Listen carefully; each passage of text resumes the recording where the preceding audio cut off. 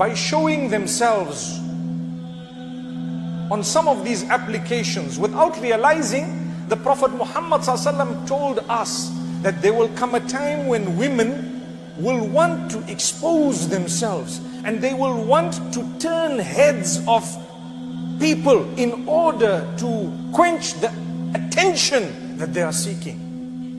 So when you seek attention, you do some silly things. You semi-remove your clothes and you keep shaking your body and you want everyone to say, wow, great, show me more, let's see. You are leaving a legacy. When you die, that video will remain for generations. And where are you? You are with Allah. How did it help you, my sister? How did it help you, my brother? Subhanallah. The Prophet ﷺ says that from the categories of those who will be burning in hellfire, and it's important we mention this hadith, from among the women, those who are clothed with the intention of revealing. Oh, have you heard that? I covered myself with the intention of showing something. What are you showing? Your shape. What else are you showing? Subhanallah, the young boys are speaking. Look. What else are you showing? This is a hadith. I'm not talking of my words from my pocket. You are either wearing something too tight or too thin. It is already a prophecy of the Prophet Muhammad ﷺ, and you are going to leave a legacy. People are going to look at you and follow you. Never mind, your sin might be forgiven, but what about those who kept on following you after your death? We show a cleavage as though it's okay. And we say, thank you so much. When a young man who's not supposed to be looking, and by the way, you should be lowering your gaze, people say, MashaAllah. La hawla wa la quwwata illa billah. What legacy are you leaving?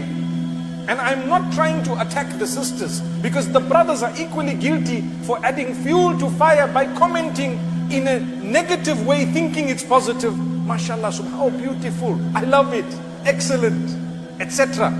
We know what's going on in the world. My brothers and sisters, a few days ago I received an email from a brother telling me that his sister had contracted coronavirus COVID-19 and she passed away a few days earlier. May Allah give her Jannatul Firdaus.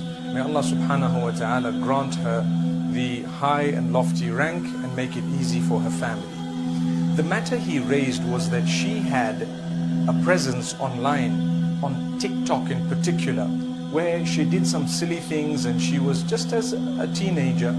She did some embarrassing things as well. And now that she's passed on, they feel she would not have liked that type of a legacy.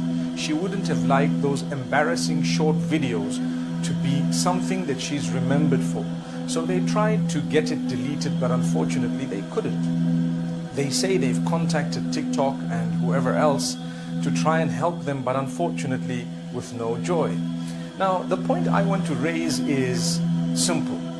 My brothers, my sisters, my beloved children, when we use social media, use it in a way that if you were to die for some reason, you would not be embarrassed about the content that you have put out there.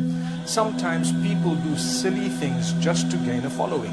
Sometimes people do that which is very embarrassing, at times even unacceptable, in order to gain the attention of people. If that is the case, ask yourself, would I be embarrassed if this thing were to remain after I have died? And definitely that would guide you.